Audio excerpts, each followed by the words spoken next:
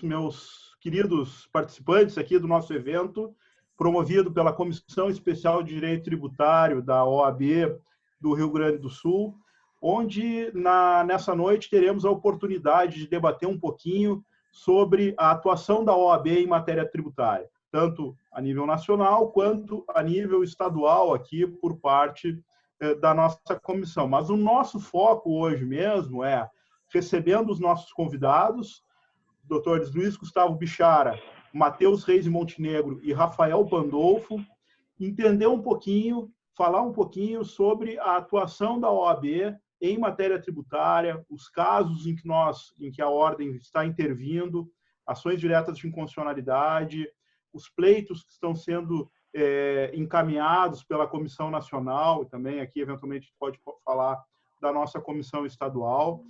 Ou seja, o nosso evento de hoje é um evento informativo para que os colegas, para que o nosso público aqui assistente possa conhecer um pouco mais, conhecer com uma riqueza maior de detalhes sobre a atuação da ordem em matéria tributária. Nós temos, e vocês devem saber disso, uma Comissão Nacional de Direito Tributário, dentre as diversas comissões da Ordem dos Advogados do Brasil, da qual fazem parte Luiz Gustavo Bichara e representando o Rio de Janeiro e o Rafael Pandolfo, representando o Rio Grande do Sul.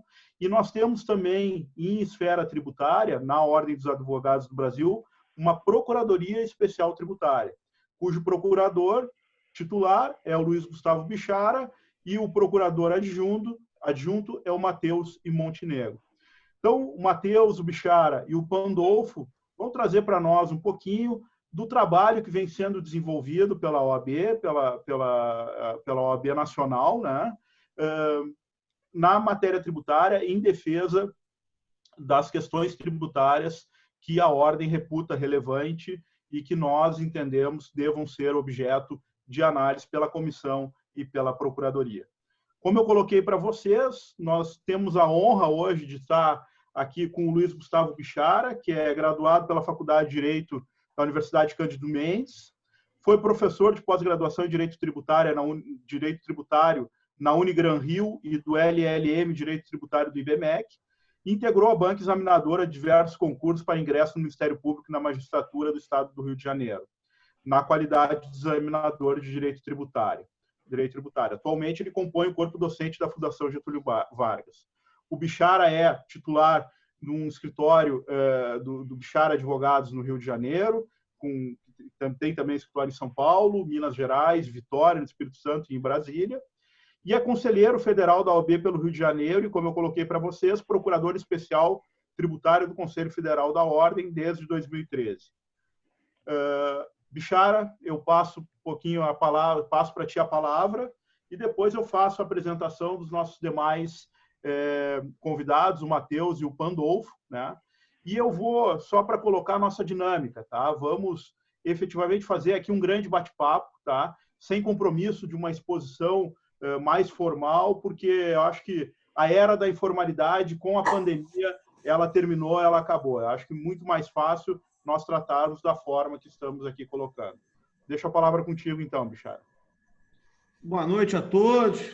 Obrigado, Rafael, por esse honroso convite. Agradeço a você, meu amigo. Para mim é uma alegria estar aqui com os colegas aí do Sul. Saudar também o meu amigo Pandolfo, companheiro da Comissão Federal, o Matheus Montenegro, com quem eu já devo ter falado umas 84 vezes hoje, e dizer que vocês é uma alegria estar aqui, enfim, realmente uma honra. Agradeço muito o convite. É sempre bom a gente trocar ideias, né? Especialmente aí com os colegas. Eu proponho que a gente faça da maneira mais informal, como você colocou bem, né, Rafael? Mais informal possível. Uma troca de ideias, realmente, né? E eu acho que se alguma coisa boa esse período tão conturbado nos traz, é essa oportunidade da gente estar junto, ainda que virtualmente, né? Sem ter necessidade de a gente pegar um avião, perder o dia inteiro para conversar, reunindo colegas de vários lugares. Isso tem sido uma experiência interessante, né? Que eu espero até que tenha vindo para ficar. Que mesmo no fim da pandemia a gente possa continuar com essas conversas, porque elas são interessantes, agregadoras. Eu, pelo menos, tenho aprendido muito, né? Então, saudar aí a iniciativa da sua comissão, da OAB do Rio Grande do Sul, porque eu tenho grande estima, né? Presidente Breyer, nosso eterno presidente Lamarck. Então, uma alegria grande estar aqui. Eu, como você propôs, acho que a gente pode conversar um pouco sobre a atuação da OAB, do Conselho Federal, né, em matéria tributária, e também, como você colocou bem, eu tenho a honra de estar à frente da Procuradoria Tributária do Conselho Federal e contar para vocês só um pouquinho como é que funciona isso, né? Em, salvo engano, 2003, eu acho, não estou me 2018, 2010, mais ou menos, 9 ou 10, foi quando eu fui ao Conselho Federal pela primeira vez, e me pediu uma ajuda, de vez em quando, em alguns casos, um outro caso em matéria tributária, e sempre que eu ia ver, o caso estava assim, abandonado, tinha sido fruto de alguma ajuda voluntariosa de algum colega em algum momento, mas depois o caso estava meio abandonado. Aí eu fui ver, a Ordem tinha uma atuação em mais de 50 casos em matéria tributária no Supremo, mas totalmente desordenada, né? Cada um cuidava de um caso. E aí o presidente Marcos Vinícius deu a ideia da gente criar uma procuradoria tributária, né? E assim a gente fez, desde 2010 eu tenho a honra de estar à frente da procuradoria, e a gente então sistematiza toda a atuação da OAB em matéria tributária, principalmente no Supremo, mas não se limitando a essa corte, também tem outras coisas em primeira instância, enfim, no STJ, e a gente centraliza ali todos esses projetos, né? Em paralelo à Procuradoria, corre a Comissão Tributária, que tem por objeto pensar nas questões que são do interesse da advocacia tributária, dar suporte à Comissão Legislativa nos projetos de lei de matéria tributária, enfim, fazer essa concertação dos temas tributários, né? Eu tenho dito de brincadeira, mas com fundo de verdade, que eu acho que a principal coisa da minha função, o principal munus dela, não é patrocinar as ações que a gente cuida hoje no Supremo. Eu acho que a principal função dela é evitar que a gente patrocine algumas ações, e explico por quê. Toda semana chega no Conselho Federal pedido de atuação nossa em alguns assuntos de matéria tributária, mas que são, evidentemente, alvo do trabalho de todos vocês, de todos nós aqui. Então, só para dar um exemplo, começou a pandemia, chega no Supremo, chega na ordem um pedido para a gente ajuizar mandado de segurança no Brasil inteiro para suspender pagamento dos tributos em função de Covid. Aí, aquele frisson, todo mundo quer fazer a ação. Eu digo, meus amigos, esse é o trabalho dos advogados, né? A ordem não pode ser competidora, concorrente dos colegas, né? Então, uma coisa que eu tenho procurado ser muito cioso é no sentido de que a atuação da Procuradoria, ela tem que se limitar a algumas discussões no controle concentrado que não seriam propostas individualmente, e vamos chegar lá nelas daqui a pouco, por N razões, e a colaborar com o julgamento de alguns casos na nobre função do amigo da corte.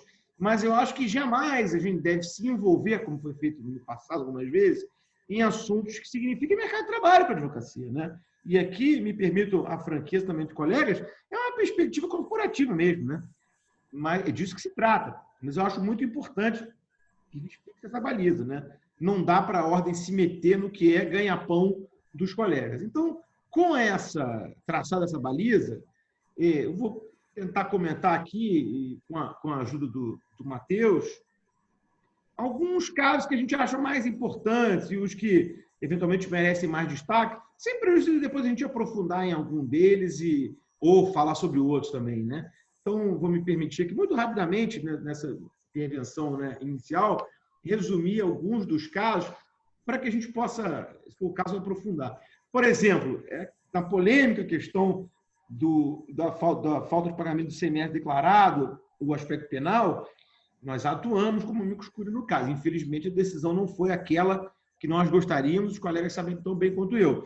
Mas atuamos, ali levamos à corte conhecimento de dados fáticos, sobretudo, por exemplo, quanto à quantidade de julgamentos em matéria tributária que são revertidos pelo Poder Judiciário no Brasil e, consequentemente, pelo perigo que seria a persecução penal se instaurar adiante ao mero não pagamento, na medida que aquele mero não pagamento poderia decorrer de uma discussão judicial, por exemplo, né? Infelizmente, o Supremo não foi muito sensível a esses argumentos, mas nós tivemos uma atuação lá efetiva, brigamos muito por esse assunto.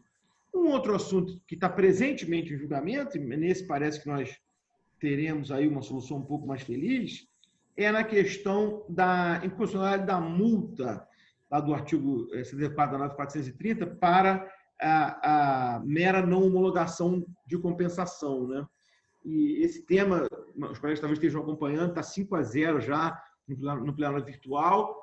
A ordem funciona como autora de uma ação direta de inconstitucionalidade e também como amicus curiae num RE sobre esse tema. Acho que a matéria está bem encaminhada, enfim, eu tive algumas vezes no Supremo discutindo esse assunto, e acho que esse é o tipo do caso que é muito importante a nossa atuação, porque, no concreto, nós todos patrocinamos ações desse assunto, mas uma vez que o Supremo resolve o assunto na sede do controle concentrado, aí, claro, os efeitos econômicos serão espraiados e todos nós vamos poder aplicar aquela decisão nos nossos casos, né? Então, eu acho que esse é um tipo de exemplo onde a ordem pode ajudar. E lembrando, estamos aqui numa discussão, vocês sabem que vem desde 1996, né?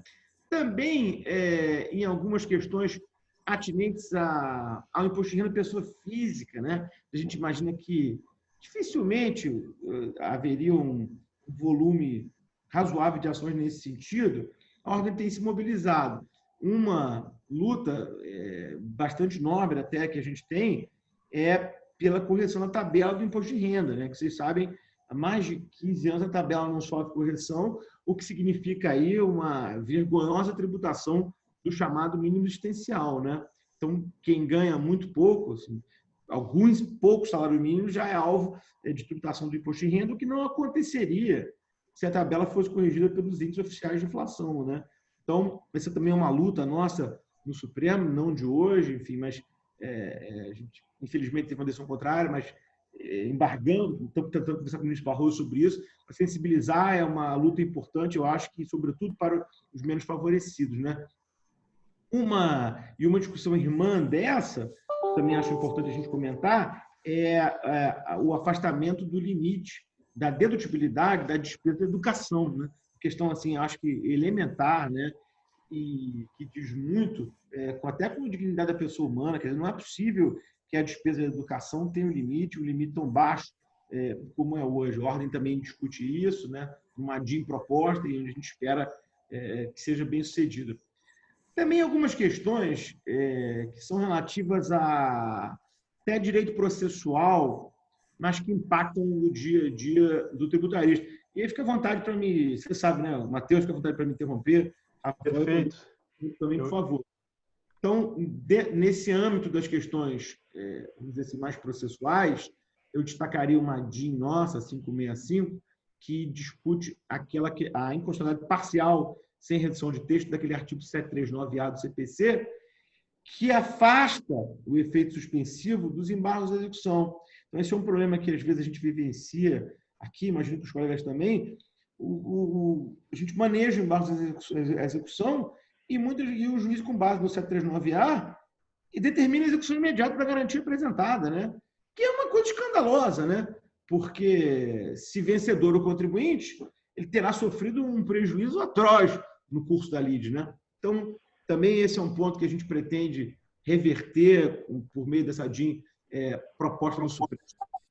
Só um acréscimo aqui, Bichara, que Matheus, Oi. Matheus, só um momentinho antes. Então, passando a palavra para o Matheus, rapidamente, eu fiz a apresentação do Bichara. Deixa eu apresentar o Matheus aqui, que é graduado pela Escola de Direito da FGV de Direito Rio, cursou o LLM Direito Tributário pela FGV também do Rio, onde concluiu o curso de Contabilidade Geral e Tributária para Advogados. O Matheus é procurador adjunto tributário do Conselho Federal da OAB. A palavra está contigo, Matheus. Desculpa a interrupção. Nada, que isso. Obrigado, Rafael. Enfim, eu já estava indo direto ao ponto aqui, mas deveria antes te agradecer pelo convite. Como o Bichara falou, é uma honra para a gente estar aqui, ainda mais você, que, enfim, é um grande amigo. E o doutor Pandolfo também é um grande amigo, companheiro lá da comissão, e para a gente é sempre uma honra, sempre que vocês precisarem, quiserem, estaremos à disposição. Estava só mencionando um aspecto específico dessa DIN, que é uma DIN que foi proposta ainda no CPC antigo, né? O artigo 739-A, só que quando veio a alteração do CPC não houve nenhuma mudança. em relação à norma em si. Então, o Conselho Federal aditou o pedido da inicial, né? E o que a gente deixa bem claro lá, nessa ação do Supremo, é o que há uma diferença na formação do título executivo da CDA com a formação do título executivo, enfim, na esfera civil. Aqui, na esfera tributária, como os colegas sabem, a gente tem uma formação unilateral do título executivo pela Fazenda, em que, em muitos casos, o contribuinte ainda que se alegue que há um processo administrativo que a gente sempre teve um problema, né, de não poder serem apreciadas questões constitucionais, e ainda assim a gente viu nos últimos tempos como o CARF aplicou o voto de qualidade.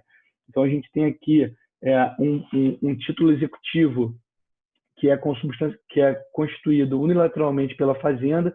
Quando chega nos embargos da execução, o contribuinte, ainda que apresente uma garantia, não tem um efeito suspensivo automático. Então, acho que essa é uma questão muito importante, e essa ação foi proposta logo após o STJ, né, ter pacificado a matéria em sentido contrário aos contribuintes. A Ordem recebeu diversos pedidos para atuar nesse caso, então a atuação é buscando aqui uma interpretação conforme do dispositivo do CPC às execuções fiscais. E falando em voto de qualidade, né, Matheus, aproveitando o gancho, também acho importante a gente lembrar que a Ordem tem uma luta histórica, né, com relação ao voto de qualidade. Não sei se os colegas sabem, mas na vigência do regulamento anterior, ou seja, voto de qualidade sempre voto de qualidade proferido pelo presidente, né, dos colegiados, ou seja, sempre proferido pelo fisco e, como a gente sabe, via de regra em favor do fisco, nós propusemos, então, na ocasião, uma ADIM sobre esse ponto, mas aí com a feliz recente alteração da legislação federal, no sentido de que o desempate agora resulta em um score a favor dos contribuintes. Nós desistimos da ADIM, ou melhor dizendo, noticiamos a perda de objeto, né, que já foi homologada, e requeremos a admissão como amicus curiae nas 3 ADIMs que já foram propostas contra a nova lei. Uma da PGR, uma do PSB e uma outra de uma associação de fiscais, né? Essas 3 ADIMs estão com o ministro Marco Aurélio. Felizmente, ele não apreciou a medida liminar e aplicou o chamado rito abreviado, mas a Ordem já postulou sua inclusão como amicus curiae nos 3 casos. Esse tema do voto de qualidade, naturalmente, é um tema muito caro a todos nós da advocacia, que milita no CARF, né? E a gente tem muita esperança aqui na manutenção da norma, né? Me permite um comentário rápido. Eu acho essas ADIMs, sinceramente, um delírio, né? Porque o argumento principal é do jabuti, né? Do desvio de finalidade no processo legislativo, né? Mas é um argumento que, a toda evidência, não se sustenta na medida em que houve uma discussão sobre esse tema no Congresso e que a medida provisória originária, como os colegas sabem, tratava de transação tributária. Ou seja, uma modalidade de distinção do crédito tributário, tal qual o julgamento administrativo, né? Então, a pertinência temática resulta evidente nesse caso, de maneira que nem de longe a gente tem aqui presente o que seria o jabuti. E, no mérito, o que os autores das ADIMs respectivas suscitam é que a sistemática em si seria inconstitucional, que a única sistemática aceita seria aquela anterior do desempate, sempre pelo presidente. E o que nós consignamos, enfim, com o maior respeito e o maior vênia, é que, ainda que a gente desconsidere o argumento da inconstitucionalidade do regime anterior, nós estamos diante de 2 opções políticas possíveis. A valoração de cada um pode conduzir a uma das 2 saídas, mas a saída atual ela não é inconstitucional só porque a antiga é eventualmente constitucional, né? Nós estamos diante de 2 opções válidas. A opção do legislador foi essa, né? Uma opção até coerente com os valores no sentido de prestígio da iniciativa privada e alívio dos contribuintes, que foi alvo do discurso do atual presidente da República durante toda a campanha, né? Então não há nenhuma surpresa, de maneira que eu tenho muita esperança que essas ADIMs serão julgadas improcedentes. E aí... Por favor. Não, pode complementar, Bichara. Tá bom, amigo. Não, e aí, além dessas questões que são, vamos dizer assim, atinentes ao processo, nós temos ainda um grupo de ações sob patrocínio da nossa Procuradoria Tributária que dizem com a proteção aí do próprio advogado contribuinte, né? São questões curiosas, mas muito caras aí aos advogados, mas não na profissão, não na atuação principal, mas mesmo como contribuinte, né? Dou um exemplo para os colegas, uma lei do Estado de Mato Grosso que introduziu responsabilidade solidária para os advogados por infrações à legislação tributária. Então, vejam os colegas que coisa exótica, né? Se determinado contribuinte fosse autuado por descumprimento de obrigação legal e ele estivesse sendo assistido na operação ou no dia a dia da sua vida fiscal por um advogado, esse advogado, ou contador também, seria responsável solidário. Quer dizer, se uma coisa dessa é validada pelo Supremo, acaba a nossa profissão, né? Porque aí o risco ia ser uma coisa enorme. É o tipo de lei que me parece que até tende a confundir a pessoa do advogado com o cliente, né? Felizmente, após uma defesa nossa, a lei foi declarada recentemente, mês passado isso, foi declarada inconstitucional, de maneira que se afasta de nós aí esse fantasma. Há também... Um complemento nesse caso, Bichara, que é o seguinte, o voto condutor é um voto do ministro Barroso, é um voto muito bom, e a tese firmada é uma tese que pode ser aplicada em diversos outros casos, porque disse o ministro Barroso que é inconstitucional toda e qualquer lei estadual que atribua responsabilidade solidária fora dos limites do Código Tributário Nacional. Então, aqui, o ministro Barroso entrou no caso no detalhe, analisou todas as hipóteses de responsabilidade previstas no CTN e pontuou nessa tese genérica, que não vale só para o caso concreto, mas para todo outro caso, que qualquer responsabilidade atribuída por lei estadual deve ser compatível com o CTN, sob pena de ser inconstitucional.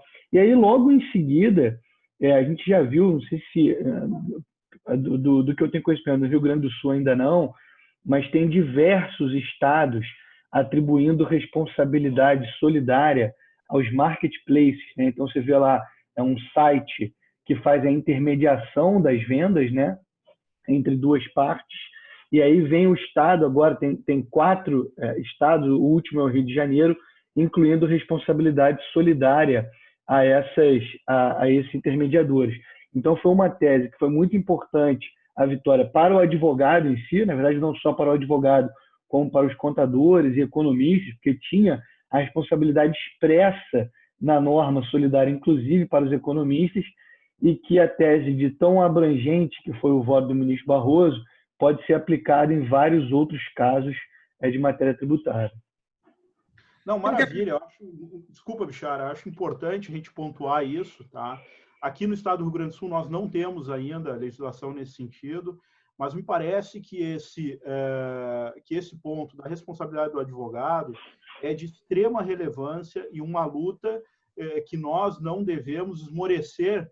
É claro que agora essa decisão do Supremo para nós é muito importante, muito relevante nesse sentido, né? Mas há aqui e ali, a gente tem visto junto com os colegas aí das demais comissões de direito tributário do Brasil, a tentativa dos fiscos estaduais de imputarem responsabilidade aos consultores, advogados, contadores, por planejamento tributário, por operações de que participaram juntamente com seus clientes que foram autuados. Charo, vou te passar a palavra e depois eu passo a palavra para o Pandolfo para que ele possa fazer as considerações dele também. Pode ser? Tá bom. Eu não sei se talvez esse próximo caso do ISS foi o caso que o Matheus fez a instalação oral. Talvez ele possa aproveitar e tratar disso, né, Matheus? Bom, é um cara. caso que conhece bem, né? Porque é o caso do Rio Grande do Sul, né? É o caso dos municípios aí, né? Então deixa eu acho que o Pandolfo pode fazer a introdução em relação a esse caso, porque nós é o nosso, como é que é o nosso filho preferido, vamos dizer assim, aqui no estado, né? uma questão que nós viemos trabalhando desde 2008, foi quando ingressamos com a ação aqui na Justiça Federal, e que teve aí, com apoio da Procuradoria Federal, da Procuradoria Tributária e da Comissão Federal, do Conselho Federal da Ordem, um desfecho muito relevante e favorável aos contribuintes. Então, eu passo a palavra ao Rafael Pandolfo, que é graduado em Direito aqui pela Universidade Federal do Rio Grande do Sul, mestre e doutor pela PUC, conferencista do IBET, né, e autor de diversos livros e obras sobre direito tributário. Ele foi presidente da nossa Comissão Especial de Direito Tributário da OAB, me antecedeu, o que me traz um peso muito grande por seguir o teu trabalho aqui, Pandolfo, e és uma inspiração para nós, efetivamente, aí no trabalho que estamos desenvolvendo, né? E hoje ele nos representa aí com grande competência e galhardia na Comissão Nacional Tributária da OAB. Pandolfo, a palavra está contigo. Obrigado.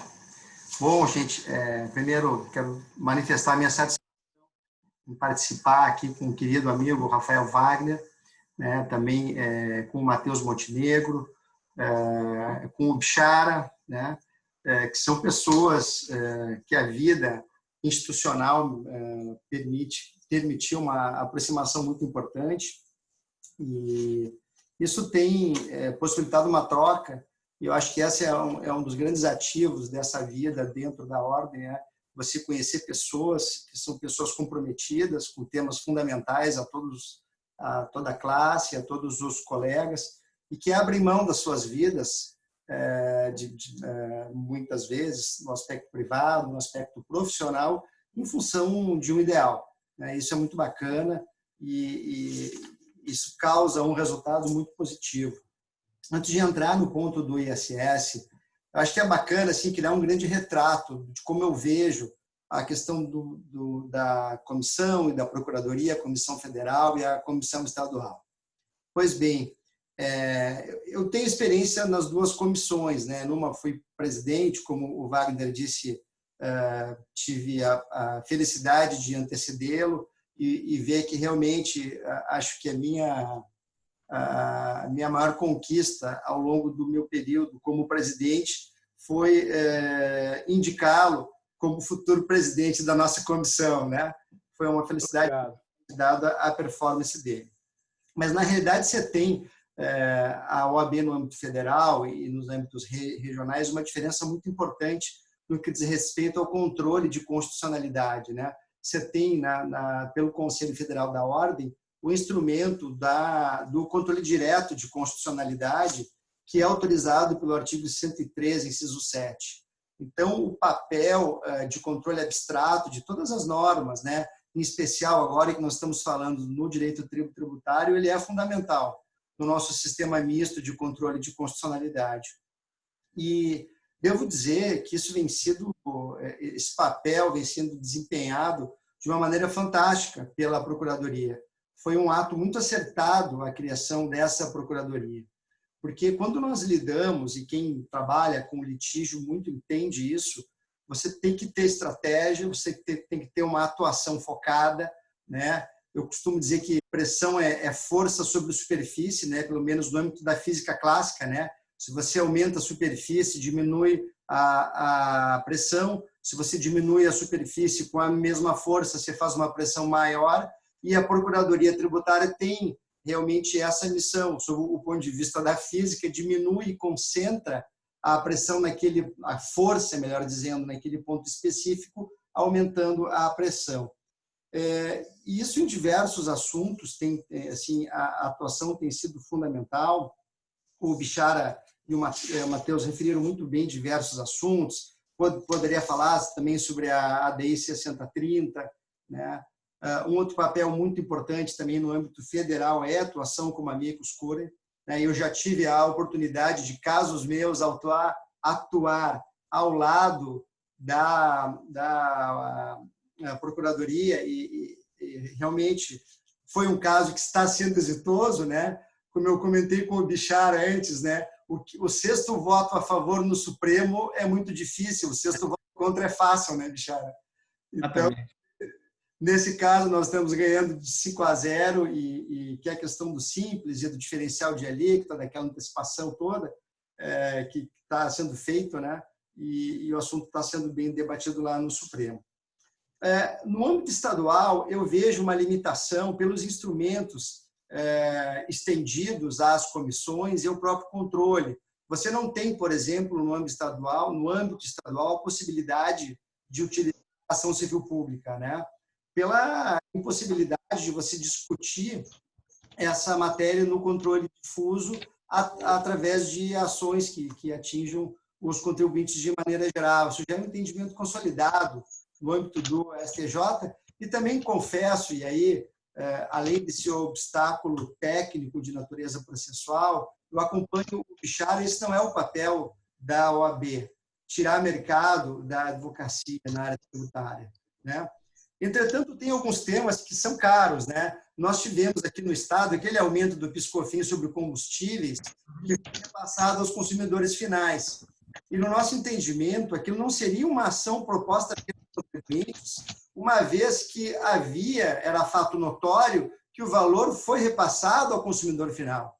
Então, a OAB estaria ajuizando uma ação por uma relação de consumo, né, em nome de consumidores. Não seria propriamente uma relação de consumo, mas em nome de consumidores. Porque, se nós, por exemplo, aquele aumento, né, se for confirmado o julgamento da inconstitucionalidade, pelo menos pela anterioridade, duvido que as pessoas tenham o compromissozinho da gasolina que elas colocaram para pedir de volta esse PIS/COFINS. Então, uma medida liminar, e foi concedida aqui no Estado, devo reconhecer, o juiz da vara tributária teve muita coragem e realmente tomou uma decisão, eu não diria de só coragem, mas de respeito ao texto constitucional, né?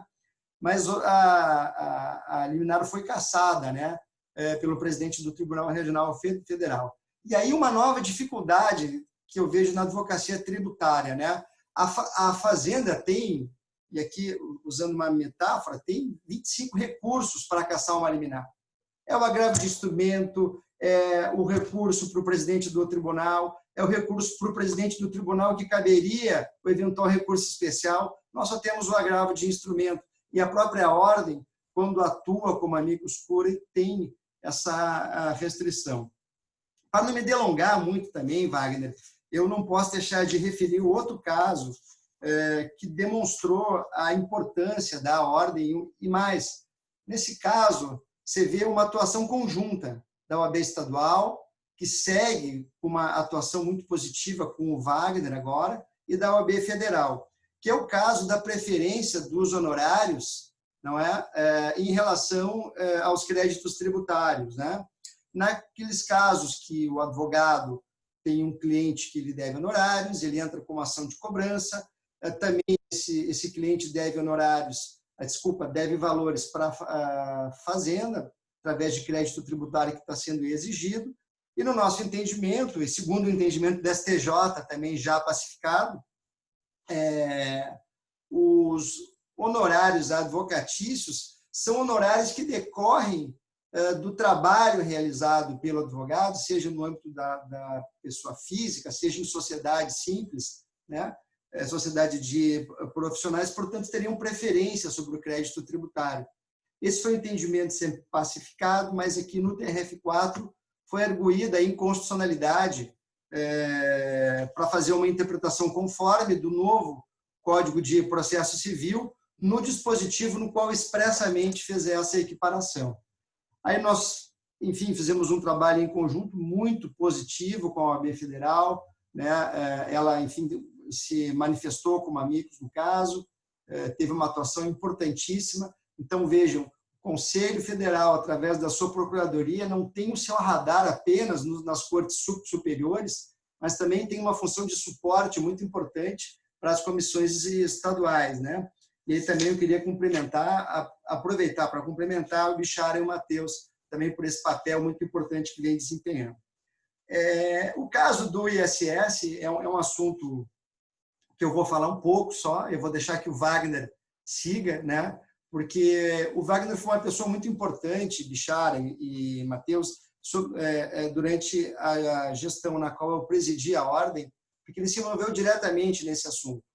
Nós, aqui no município de Porto Alegre, né, tivemos uma tentativa por parte do Poder Executivo de alterar o critério para recolhimento de ISS das sociedades de advogados, né?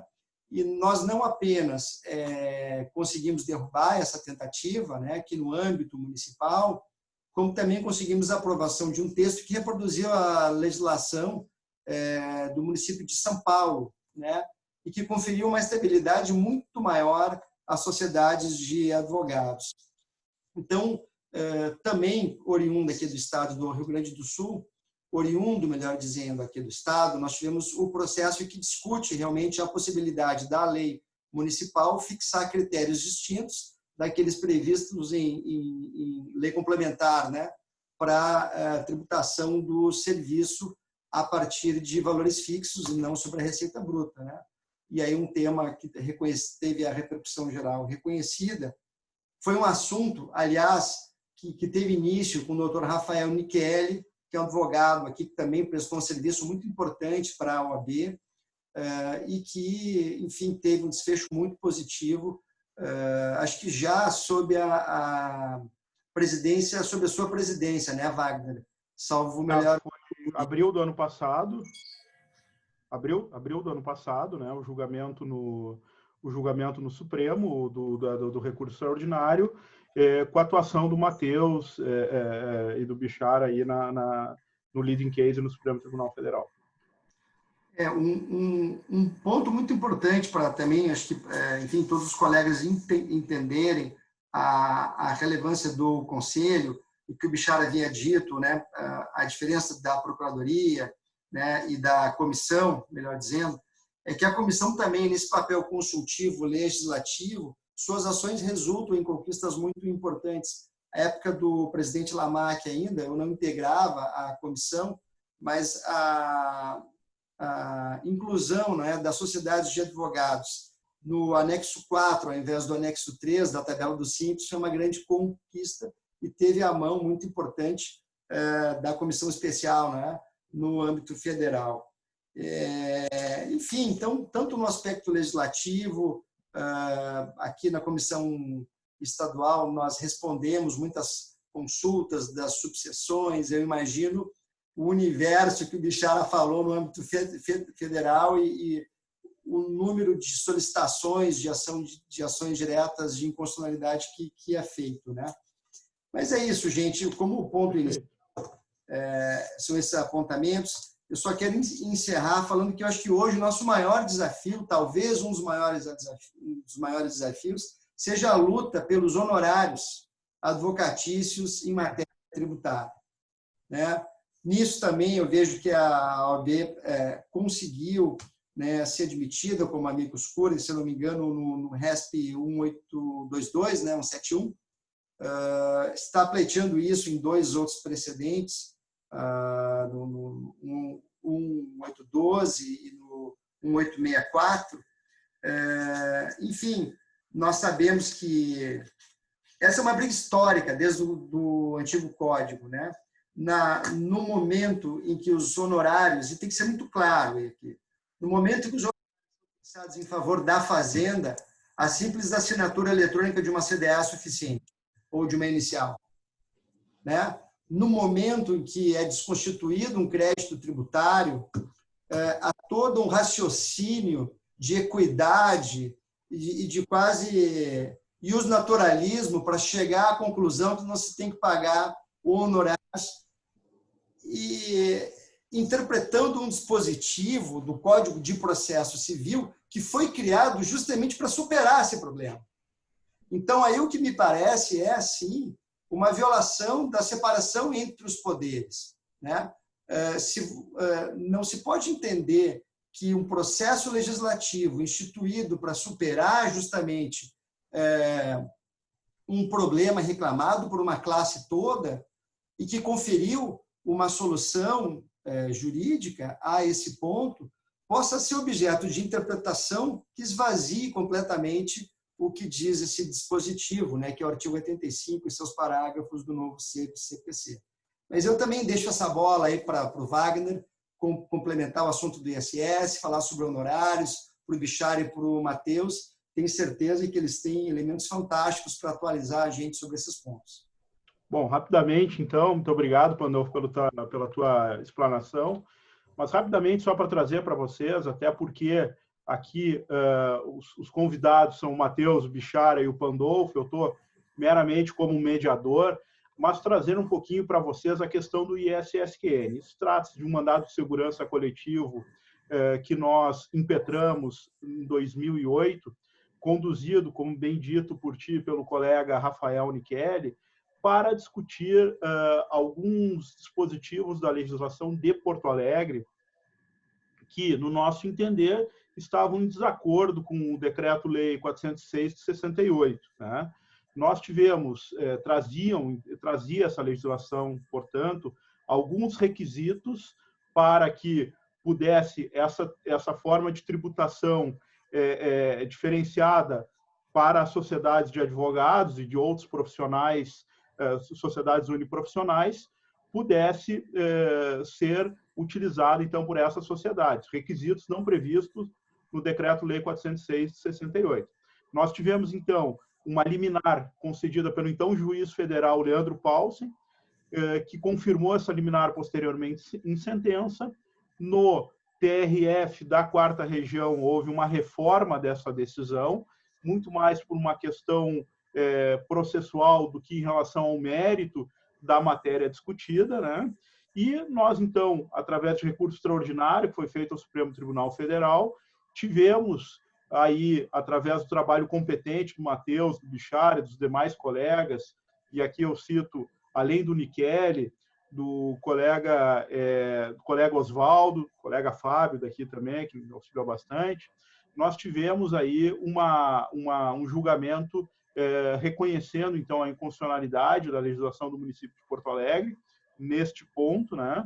E, além, reconhecendo também que seria inconstitucional qualquer dispositivo que desdobrasse daquilo que está previsto no Decreto-Lei 406 de 68. Mas eu deixo, então, para o Matheus, para que ele faça aí algumas considerações em relação a esse julgamento, né? Porque trabalhou exatamente lá no lead case no Supremo. Tá bom, obrigado, Rafael. Bom, acho que o caso já foi muito bem resumido por vocês, só que eu queria destacar 2 pontos. Assim. O primeiro é que essa é uma luta que, embora a gente tenha conseguido uma bela vitória, é uma luta eterna, né? E isso fica claro pela própria sustentação do procurador, porque o procurador, quando subiu à tribuna, ele já mencionava, na verdade, não o procurador, né, mas o colega Abrafit, né? Abrafit, exatamente. Abrafit, né? Que é um colega muito combativo, inclusive, sim, muito competente. Né? O Ricardo Almeida. Claro, Ricardo Almeida. Muito competente. E na sustentação dele, ele já trouxe um argumento para discutir o tema que não tinha nada a ver com o que estava em debate. Ou seja, ele já adiantou na sustentação, embora já prevendo uma derrota, que por conta da mudança legislativa, que esse é um tema que poderia voltar à pauta do Supremo depois de tanto tempo. E também uma outra coisa relevante é que eu acho que essa atuação conjunta ela é importante porque faz com que, através de uma combinação entre os advogados sobre o que fazer numa sustentação oral, qual vai ser o argumento principal de cada um deles na tribuna, os pontos levantados pelo município, eles podem ser refutados por completo. Então, eu chamo a atenção que também, neste julgamento, o procurador, em determinado momento, abandonou completamente a tese de mérito para levantar da tribuna que os escritórios de advocacia serviam para lavagem de dinheiro, que a Polícia Federal faz operação, o escritório de advocacia a todo momento, que isso era, e aí misturava no tema tributário para dizer que isso era um privilégio, e que o fato do Supremo manter a tributação uniprofissional poderia auxiliar, ou seja, ajudar, dar um empurrão para que os escritórios permanecessem nessa atividade ilegal. Então, assim, é uma coisa que até ele sustentou um pouco antes de mim, que eu fiquei até uns 3 minutos olhando para o teto, refletindo no que eu ia responder, né? A vontade que dá é de responder de uma forma muito incisiva. E aí depois, quando você olha para frente e vê que está no Tribunal Federal, tem que arrumar alguma forma mais polida de responder. Mas, de fato, um argumento absurdo. E como havia ali, essa sustentação, por exemplo, ocorreu depois da sustentação do Rafael Nicheli, então deu ali, a gente já tinha, enfim, combinado o que seria abordado em cada uma das sustentações, deu para a gente fazer um cerco ali relevante para poder refutar todos os argumentos levantados pelo município. E não só o argumento trazido pelo procurador da tribuna, como a gente já vê que há outros, né? Hoje tem um artigo no Estadão, vocês tiveram a oportunidade de ler, né? Mas falando sobre o ISS no profissional na hipótese da arbitragem, né? Nos escritórios que tem o árbitro prestando serviço. Isso, enfim, uma questão que já conhecida, né, da comissão, suscitada por São Paulo, mas que, enfim, já tem discussão no Tribunal de Justiça do município desenquadrando aqueles escritórios em que em que o árbitro faz, né? E na mesma linha, inclusive, o Conselho Federal, a comissão vai até fazer um evento sobre isso, ainda tem o CARF também sobre os árbitros, dizendo que essa tributação ela tem que ser na pessoa física, né? Não no escritório, entre aspas, desconsiderando o escritório, para fazer essa tributação na física, obviamente, muito maior do que na sociedade. Então, essa luta, a luta específica do ISS, não imagino que tenha acabado, né? Inclusive, nessa própria ação, apesar de um julgamento por 7-1, numa tese muito bem colocada, ainda tem embargos do município, né? Questionando especificamente a abrangência da tese, pedindo para que ela fique restrita aos advogados, né? Não aos outros profissionais liberais. Mas, enfim, além dessa discussão, ainda tem outras pela frente, tanto do ponto de vista do ISS, como outras relativos à tributação da sociedade. Só queria fazer também um esclarecimento e tratar de um dos pontos mencionados pelo Dr. Pandolfo, que é o seguinte: a gente tem ali na Procuradoria Tributária, embora nos casos tributários tudo leve a crer que a Procuradoria teria competência para atuar, em alguns casos a gente tem que ver internamente, de acordo com a competência das outras procuradorias, quem seria o responsável pela matéria, né? Porque, no fim das contas, quando a gente está falando de OAB, a defesa dos honorários em si não é uma questão essencialmente tributária, mas uma questão que, enfim, em alguns casos é tratado pela Comissão de Prerrogativas, em alguns outros casos pela Procuradoria Constitucional.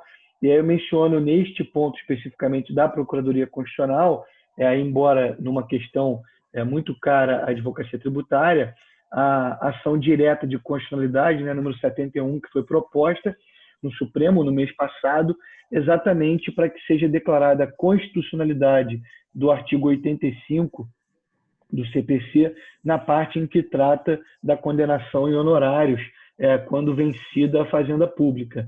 Isso porque, na prática, embora tenha ficado claro esse dispositivo de que a aplicação deve ser nos termos do CPC, exceto quando o valor da causa foi inestimável, fato é que os tribunais continuam aplicando a equidade. Então, a partir de uma proposição da Comissão Tributária, foi ajuizada essa ADC, em que a gente espera que o Supremo possa resolver essa questão de uma vez por todas. Ainda sobre esse ponto, só complementando, eu fui autor, na qualidade de conselheiro federal, da proposta de ADC, que foi realmente feita, manejada pelo Conselho Federal, e acho que o Pandolfo tocou num ponto muito importante, porque realmente os tribunais, normalmente o STJ, tem demonstrado um apego excessivo ao texto normativo antigo, se recusando na prática a aplicar a regra simples do artigo 85. E aí o que se dá é que não é possível que cada um tenha um CPC para chamar de seu, né? Não me interessa muito o que o juiz acha ou deixa de achar que seria razoável, é preciso que se cumpra a lei, né? Daí a ideia da ação declaratória de constitucionalidade, para que o Supremo confirme, plasme uma vez mais a constitucionalidade do dispositivo e a necessidade de sua aplicação, né? Que é um tema, claro, muito caro a todos nós aqui da advocacia. E aí também, ainda no particular da questão dos honorários, um outro ponto que eu queria chamar a atenção dos colegas, que é uma iniciativa nossa, da Procuradoria, e que está, nesse momento, aguardando manifestação no plenário do Conselho Federal, que é uma sugestão que eu dei no sentido da gente propor uma ação de anticonstitucionalidade contra a fixação dos encargos legais. Porque os colegas sabem que esse negócio da sucumbência, se tem um escândalo maior do que o menoscabo dos honorários do advogado privado, é a verdadeira farra que é que consiste os honorários da PGFN. Enquanto nós nos submetemos com sorte à tabela do novo CPC, para a PGFN é sempre 20%, porque para eles não vale o CPC, para eles vale a regra do encargo legal. Então, a mera inscrição em dívida ativa, que é um ato feito por um computador, obviamente, vocês todos já viram a CDA, sabem que aquilo não tem nada de esforço humano, gera 10% de honorários. Escrever em dívida ativa, 10%. Ajuizou a execução, 20%. Até agora, o procurador não fez nada, né? Porque é tudo computador, né? 20% de honorários. Então, aí é o que eu digo lá no Conselho Federal. O advogado público é de primeira classe e o privado é de segunda classe, porque nós nos submetemos à tabelinha, né? Mas eles são sempre 20%. Então, se eu uso essa conta, esse exemplo na minha proposição, uma execução fiscal de 10 milhões de reais, um advogado privado vai ganhar em média 800 mil, se ganhar o caso. Um advogado público vai ganhar 2 milhões se ele ganhar o mesmo caso. Não tem sentido. Isso é um absurdo. Isso é um entulho autoritário que privilegia sobremaneira o advogado público vis-à-vis o advogado privado, sendo que ele tem ainda muito menos trabalho, porque, de novo, vou insistir nesse ponto, o manejo da execução fiscal é uma coisa automática, né? E, além disso, acho que esse quadro se agrava a partir da mudança de 2018, que é onde prevê que a sucumbência será paga ao advogado público e não ao ente estatal, né? A ordem tem uma posição favorável a isso, evidentemente, me submeto a ela, mas eu, pessoalmente, tenho uma discordância profunda, né? Eu acho que o advogado público já é remunerado pelo seu constituinte, né? Ele não tem que ter direito a essa sucumbência na pessoa física, mas isso em breve nós vamos saber o que vai acontecer, porque esse caso também está pautado, né? Aí para o dia 5 próximo no Supremo. Ainda quanto à questão também mencionada pelo Matheus do ISS na atividade arbitral, lembrar que alguns municípios chegam ao absurdo de negar inscrição municipal ao escritório, desde que ele tenha na sua previsão, no seu projeto social, atividade arbitral, né? E, para isso, cobram o ISS sob o argumento de que a sociedade deixa de ser uniprofissional porque a atividade arbitral não seria privativa de advogado. Isso é, evidentemente, um argumento cercado de uma boçalidade extrema, né? Porque há outras coisas que não são privativas de advogado, mas e que nem por isso são proibidas para nós. Exemplo clássico são as defesas no CARF, né? Defesa administrativa de matéria tributária, ou mesmo o manejo de habeas corpus, né? Para nada disso precisa de advogado. Nem por isso o mais alucinado dos fiscais vai dizer que não é uma atividade que possa ser desempenhada pelo advogado, conquanto eventualmente não privativa, né? Então, essa também tem sido uma luta nossa no Conselho Federal para deixar claro de que isso não autoriza a incidência do ISS cheio, né, que foi derrubado após essa luta toda no Supremo, que a gente falou há pouco. Se me permitem aqui só um assunto final, que eu acho que também é bem importante dentro desse âmbito específico das questões que são caras aos advogados, né, e não só aos contribuintes. Nós teremos aí em breve julgamento de 2 recursos extraordinários, que eu acho que são de um tema muito importante, aquele alusivo ao escopo da coisa julgada em matéria tributária, né? Nós temos um recurso extraordinário com o ministro Fachin e um outro com o ministro Barroso, onde se discute em ambos, basicamente, o efeito da coisa julgada no tempo, quer no controle concentrado, quer no controle difuso. E acho que esse é um debate muito importante para todos nós, porque o Supremo vai definir a compatibilidade, né, das decisões passadas em julgado anteriormente à pronúncia final dele, Supremo, em sentido contrário. Ou seja, a coisa julgada proferida antes da oscilação jurisprudencial está protegida pela cláusula constitucional de imutabilidade ou não? Ou ela está submetida a uma rescisão? E, se sim, quando é que se daria essa rescisão? Mediante o manejo de ação rescisória, mediante o manejo de ação revisional, ou mediante a mera modificação da interpretação do Supremo, como é a tese fazendária. Acho que esse é um tema muito importante e pode afetar um sem número de relações jurídicas em andamento, na relação de trato sucessivo, em função de coisas julgadas que nós imaginamos estar estabilizadas e podem não estar, né? Então, isso vai ser discutido aí no Supremo brevemente, um assunto que a ordem está admitida como amicus curiae nesses dois recursos, que tem sido alvo de nossa imensa atenção. E aí, só para concluir esse apanhado dos principais casos, um outro caso histórico, onde nós tivemos uma atuação, infelizmente, que não foi favorável aos contribuintes, foi na questão da COFINS, né? Os colegas vão lembrar que deu-se aí precisamente essa oscilação de jurisprudência e, numa trapaça do destino, o Supremo compreendeu que o quórum de modulação teria que ser qualificado e não simples. E no julgamento da modulação sobre esse tema, a modulação, relembrando, para afastar a cobrança do tributo daqueles contribuintes que tinham uma coisa julgada, ficou em 5-5.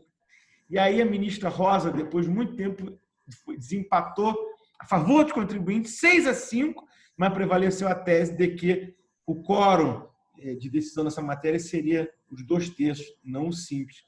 E aí vejam os colegas que recentemente o Supremo muda a compreensão jurisprudencial, compreender, então, que o quórum de modulação no recurso ordinário será sempre simples, não mais qualificado. Ou seja, se aquele nosso caso fosse julgado hoje, haveria modulação em favor dos contribuintes, né?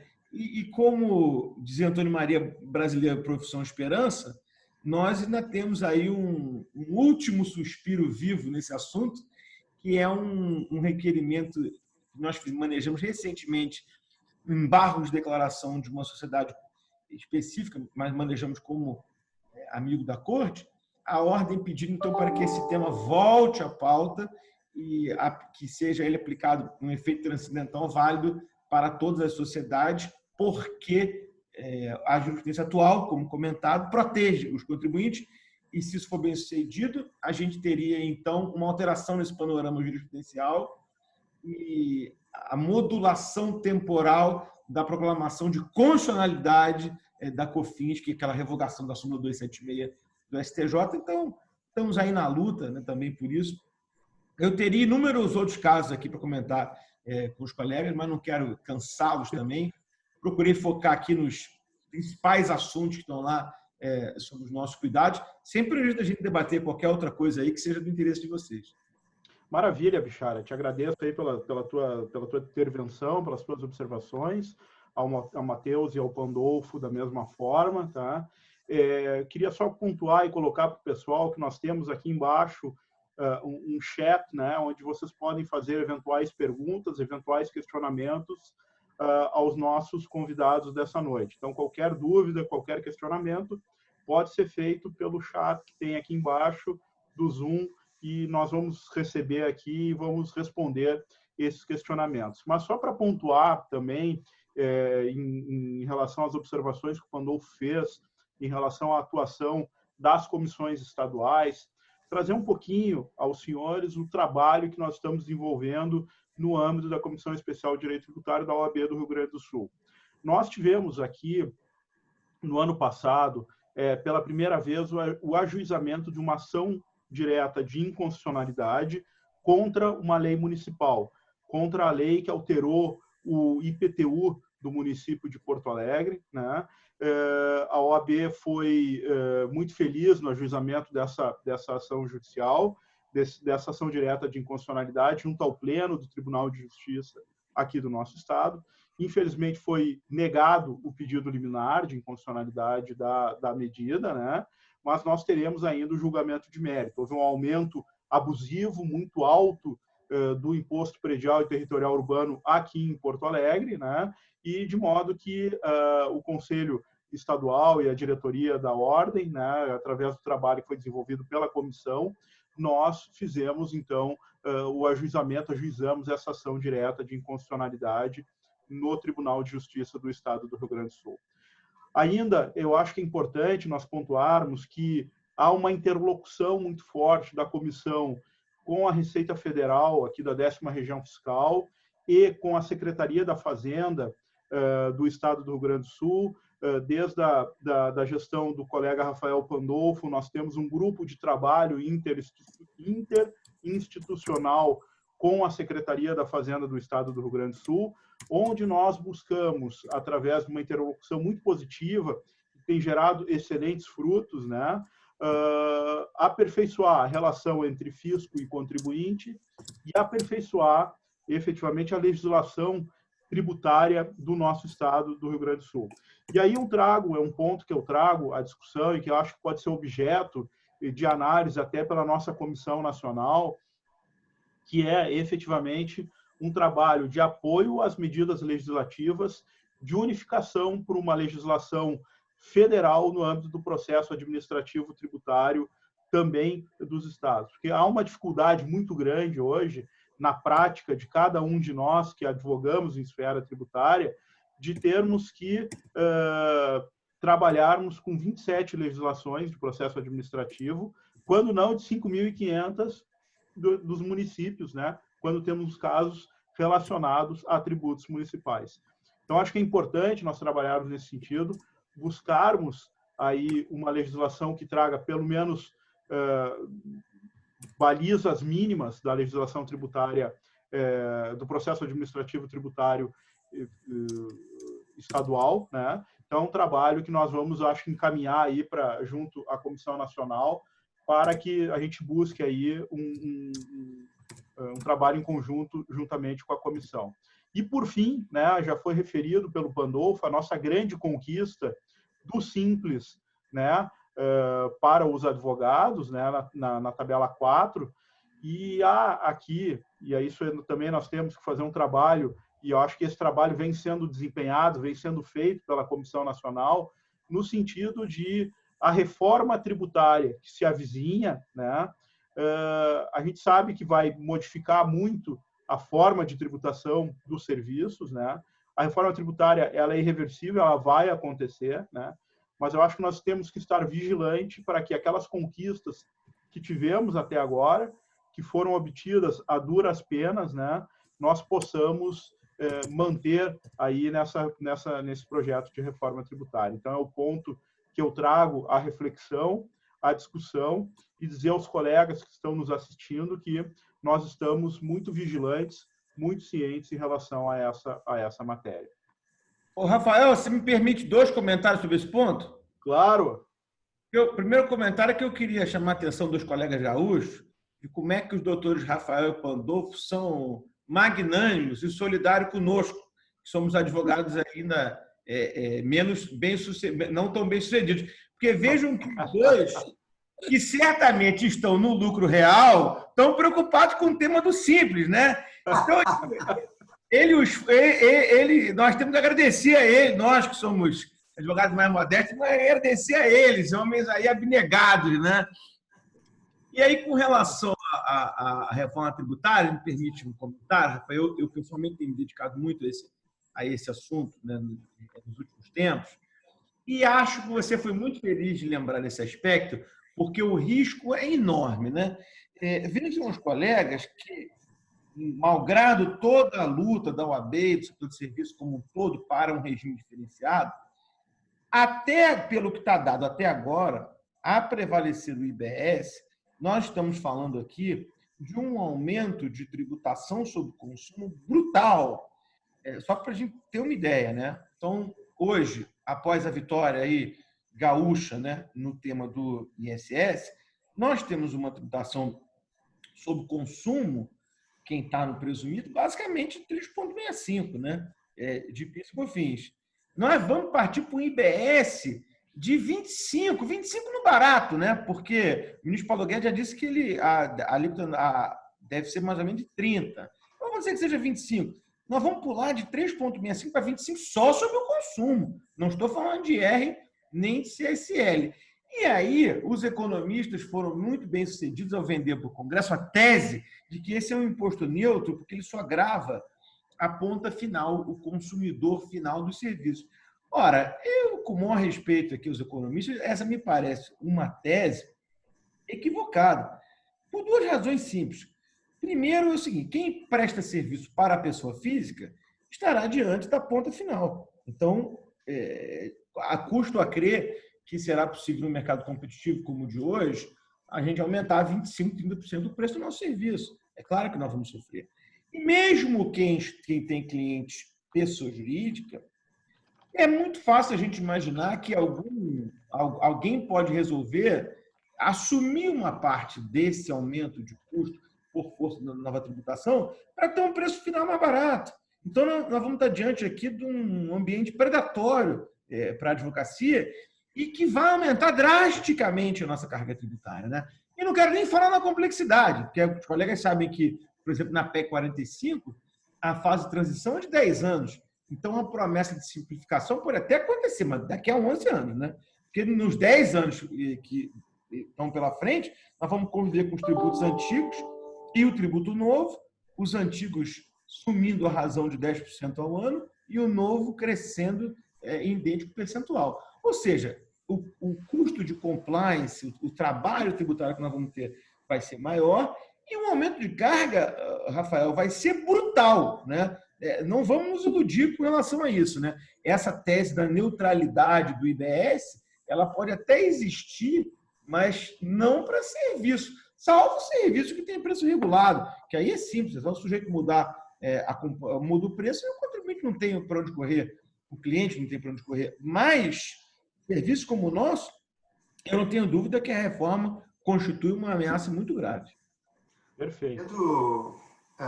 Wagner, aproveitando esse ponto, né, que o Bichara colocou com muita propriedade, né, a reforma tributária, e aí, enfim, é um tema que me preocupa também bastante, primeiro pela desconstitucionalização que ela vai gerar, né? Você tem hoje a competência tributária, além de ser uma prerrogativa da pessoa jurídica de direito público, ela é uma garantia. Eu sei que se eu vender algo que não seja mercadoria, nenhum Estado pode me tributar. Ou seja, ao mesmo tempo que o Estado pode tributar a mercadoria, ele não pode tributar o que não seja mercadoria. E há uma tentativa de, por exemplo, quando você fala tributar bem e serviço, você tem uma competência sem verbo aí, né? Então, o que garante que o legislador complementar daqui a alguns anos não vai tributar, através disso, os bens que você tem, o seu estoque, por exemplo, que está o seu patrimônio? São bens. Você tem um conceito aberto, você não tem que vender mercadoria, prestar serviço, oferir renda. Então, isso me parece que essa desconstitucionalização, se como o professor Reich fala, né, a Constituição hoje, você não pode ter um exemplar dela, você tem que ter uma assinatura, né, porque ela é tão emendada que você nunca está atualizado. Você imagina se você desconstitucionalizar isso. Né, o sistema tributário já possui uma dinâmica tão grande nas normas infralegais, se você tirar e deixar ao legislador infraconstitucional a prerrogativa de definir o alcance da sua mordida, eu não tenho dúvida que a mordida vai ser cada vez maior. Esse é um ponto realmente que me causa muita preocupação, e até em umas conversas que eu tive no passado com algumas pessoas, eu externei sempre um ponto que assim, tem que se diferenciar a apresentação da reforma do texto normativo. O que vai ser aprovado pela reforma tributária não é a apresentação dela. E nem o conceito econômico dela. É o texto que está na PEC. E eu dou um exemplo mais. Se você vê a apresentação, você diz que vai ser criado um imposto seletivo. Se você lê a PEC, você vê que a alteração diz que a União poderá criar impostos seletivos. O plural presume no mínimo 2. Você não vai ter um signo utilizado no plural. Então, você vê uma antinomia entre a palestra que tem que ter um conserto. E aí eu volto ao ponto inicial, papel das comissões da Ordem dos Advogados do Brasil.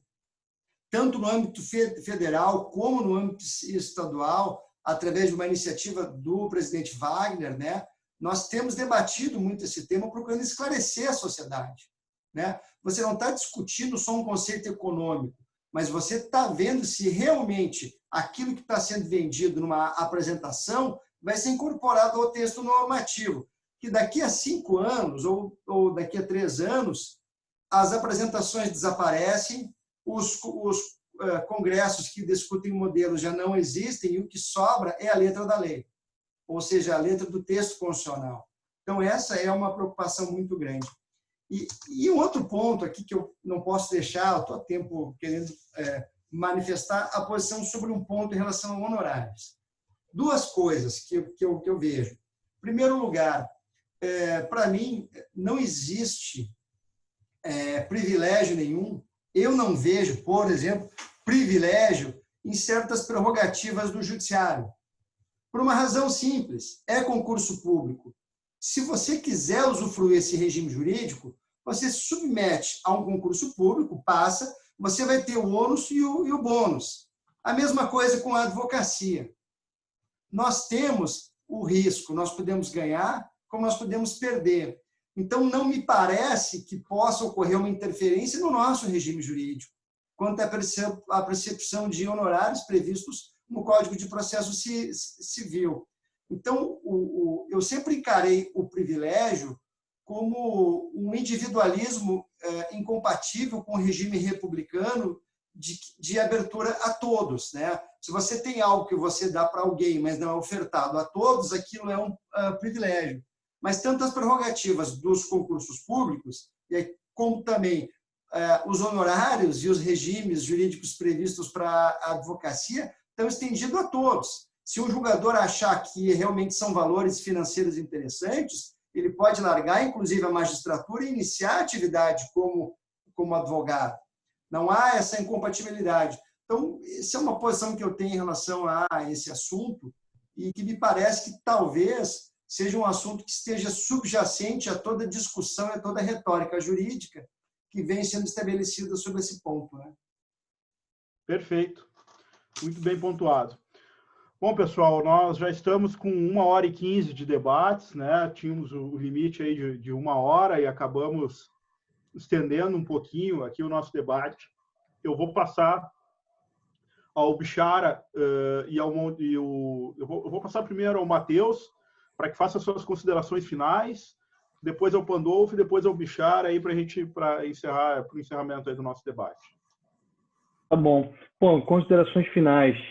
Primeiro, agradecer de novo o convite por parte do Rafael, por parte do Pandolfo. Enfim, foi um prazer conversar com vocês. Acho que a gente pode fazer mais vezes esse evento, que é sempre bom trocar essas ideias, né? É que só para um último ponto que eu queria destacar, é que foi incluído na pauta do plenário virtual da semana que vem um caso que também tem uma atuação firme do Conselho Federal, em que discute a possibilidade da Fazenda Nacional fazer a averbação da certidão de dívida ativa e automaticamente indisponibilizar os bens dos contribuintes, né? Então, é um caso muito importante, né? Porque a partir daí a Fazenda poderia simplesmente pegar a CDA, a partir da inscrição, ela já manda para um registro de bens e todos os bens ficam indisponíveis, sem processo judicial, sem nada.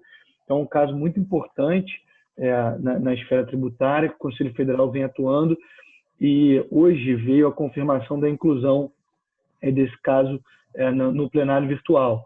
Então, é um caso que o Conselho Federal está atuando, tem algumas ADINs, né? O Conselho Federal é o autor de uma delas, então é um debate que a gente vai focar aqui essa semana na sustentação oral, nos memoriais, para que o tema seja resolvido de uma vez por todas e que não volte essa ideia da Fazenda de conseguir a penhora ou bloqueio de bens independente do Poder Judiciário, né? Então, com essas considerações, eu agradeço de novo e fico à disposição de vocês. Obrigado. Obrigado. Pandolfo? Bom, eu quero só agradecer a oportunidade, né, Wagner, o convite, manifestar minha satisfação imensa em discutir alguns assuntos muito relevantes, né, com o Bixara, com o Matheus e com você, e dizer, enfim, esse trabalho maravilhoso que vem sendo feito pelas comissões na área tributária tem sido fundamental às conquistas, né, que vêm sendo obtidas paulatinamente e seguidamente, né, pelos contribuintes, né? Não só a função de propositura de medidas, como também de amigo da corte, nesses dois papéis, o funcionamento da OAB tem sido exemplar e muito importante. Então, eu dou boa noite a todos e realmente reitero o privilégio desse encontro aí com amigos e com pessoas tão qualificadas. Obrigado. Bixara, para tuas considerações finais. Meu amigo, eu queria uma vez mais agradecer a vocês, dizer que foi uma alegria muito grande, uma honra para nós. Espero que a gente possa estar junto aí fisicamente depois da pandemia, inclusive para a gente tomar um vinho depois do papo. E isso a gente sente muita falta, né? Eu, pelo menos, sinto, né? Mas foi muito bom, quero te agradecer. Desculpa se me estendi um pouco demais. E dizer para os colegas que é muito importante essa atuação das comissões estaduais, no sentido de levarem para o Conselho Federal, quer para a Comissão Tributária do Conselho Federal, quer para a Procuradoria Tributária, as informações sobre os assuntos que vocês acham que a gente deve atuar. Porque, por exemplo, a gente esse caso do ISS, se o Pandolfo, o Rafael não levasse um tema, provavelmente ia passar, né? Porque a gente não consegue monitorar tudo que está acontecendo no Brasil todo, né?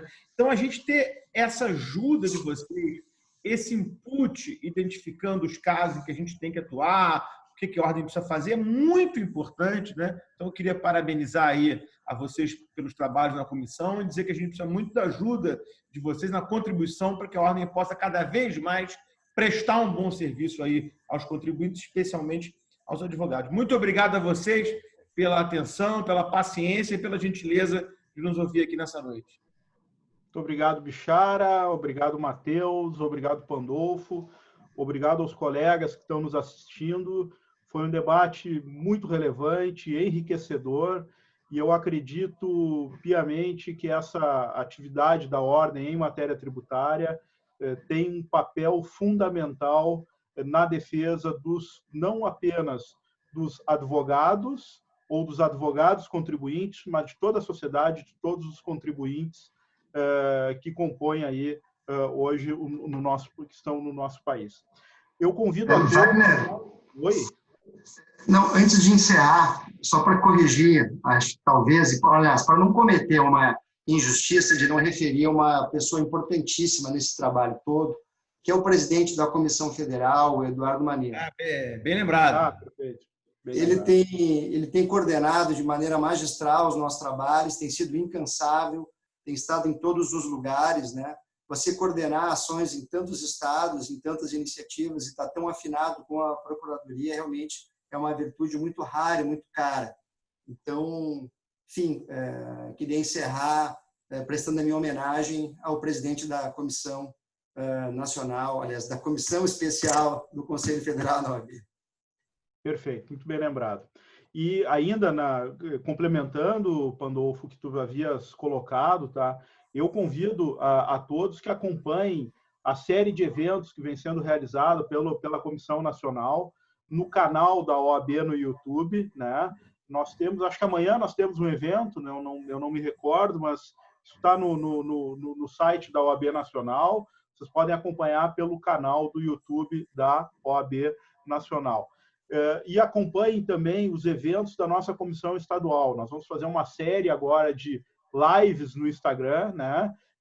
E alguns outros eventos também aqui pelo Zoom, mas estamos muito ativos na realização de eventos aqui da nossa comissão. Esperamos a participação de todos vocês. Agradeço a todos, desejo a todos uma boa noite, um grande abraço a vocês, valeu? Muito obrigado.